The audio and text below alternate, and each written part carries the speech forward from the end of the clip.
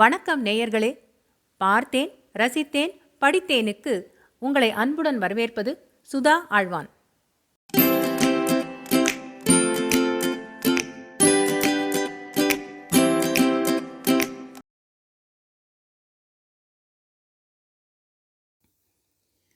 எனக்கு எத்தனை ஃப்ரெண்ட்ஸ் தெரியுமா? அவளுக்கு 4 பேருக்கு மேலே இல்லை என்று இந்த காலத்தில் பலர் மார்த்தட்டி கொண்டிருக்க, அறிந்த பெரியோர் சான்றோர் உங்கள் நட்பு வட்டத்தை சிறியதாக வைத்திருங்கள் அப்படின்னு சொன்னாங்க. ஏன்? இதை விளக்குறாப்புல ஒரு குட்டி கதை, குழந்தைக்கும் புரிகிற மாதிரி ஒரு கதை கேட்கலாம் வாங்களேன். ஸ்கூல் பஸ்ஸில் இருந்து உர்ரென்ற முகத்தோடு இறங்கினாள் சௌமியா. பார்த்த உடனே பாட்டி என்னவோ நடந்திருக்கு என்று ஊகித்து விட்டாள். வீட்டினுள் நுழைந்ததும் ஸ்கூல் பேக்கை சோஃபா மேல் கடாசினாள். இந்த ஆத்மிகா இல்லை பாட்டி, ஆத்மிகா என்று ஆரம்பித்தாள். என்ன அவளுக்கு? அவ இனிமே என் ஃப்ரெண்ட் இல்லை, நான் அவகிட்ட பேச மாட்டேன் இனிமே என்றாள். பாட்டி மென்மையாக, ஏம்மா என்ன பண்ணா அவ என்றாள். I have so many friends, தெரியுமா? The whole class loves me.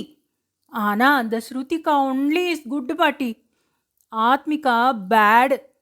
I thought she was my friend. ஆனா பொய் சொல்லி டீச்சர் கிட்ட திட்டு வாங்க வச்சா என்ன. Because my work was better than hers. Shruthika மட்டும்தான் நடந்ததை சொல்லி saved me from punishment பாட்டி. I am so confused பாட்டி. Do I need friends? Pushpa பாட்டி மென்மையா சௌமி குட்டியை பார்த்து, ஆமா சௌமி, டெஃபினெட்லி லைஃப்ல நம்ம பக்கத்துல ஒருத்தராவது நம்ம கூட டெஃபினெட்லி இருக்கணும். அவங்க எப்படிப்பட்டவங்களா இருக்கணும் தெரியுமா? யாருக்கிட்ட நம்மள தப்பா நினச்சிப்பாங்களோ அப்படின்னு நினச்சிக்காம நம்மளால மணிக்கணக்கில் பேச முடியறதோ, யாரு நமக்கு ஆறுதல் சொல்றாங்களோ, யாரும் இல்லாதப்பையும் நம்மளுக்காக சப்போர்ட் பண்றாங்களோ, யாரு நம்மளோட குட் டைம்ஸில் நம்மளுக்காக சந்தோஷப்படுறாங்களோ, நாம் கஷ்டப்படுறத யாரால சகிக்க முடியாமல் உதவுறாங்களோ, பாரு இப்போ ஸ்ருதிகா செஞ்சாலே அது மாதிரி அப்படிப்பட்டவங்களா இருக்கணும். சௌமி குட்டி, புரிஞ்சுது பாட்டி. பாட்டி, எதிரியை விட ஃபேக் ஃப்ரெண்டை ஆபத்தானவன்னு படித்தேன், அது உண்மையா என்று கேட்டாள்.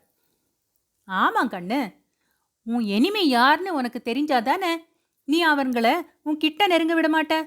ஆனா ஒரு ஃபேக் ஃப்ரெண்டு என்ன பண்ணுவாங்க தெரியுமா? they'll pretend to be good to you.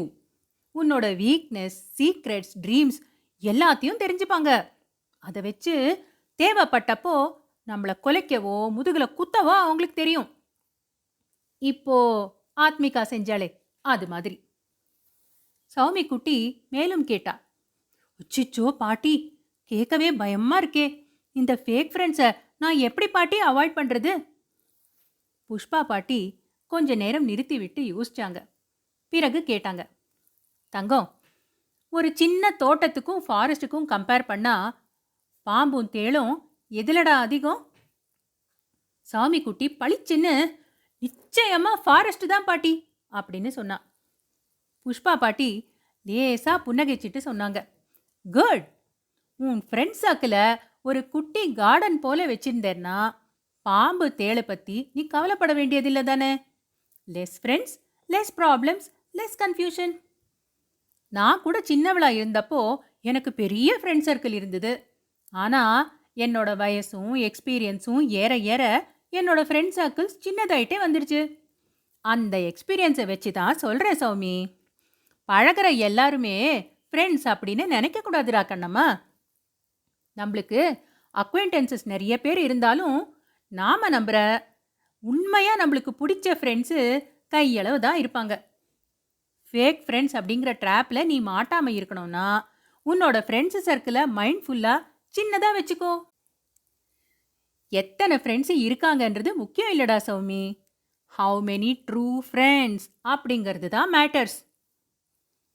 ஓ, நீ எவ்வளோ அழகாக சொல்கிற பாட்டி, என் செல்ல பாட்டி. சரி வா, எனக்கு பூஸ்ட் கலந்து கொடு என்று துள்ளி எழுந்து சமையல் அறைக்கு ஓடினாள் சௌமி குட்டி. புன்னகையுடன் அவளை தொடர்ந்து சென்றாள் புஷ்பா பாட்டி. கதையும் அது சொன்ன கருத்தும் உங்களுக்கு பிடித்ததா? பிடித்திருந்தால் உங்கள் எண்ணங்களை கீழே கமெண்ட் செய்யுங்கள். நன்றி.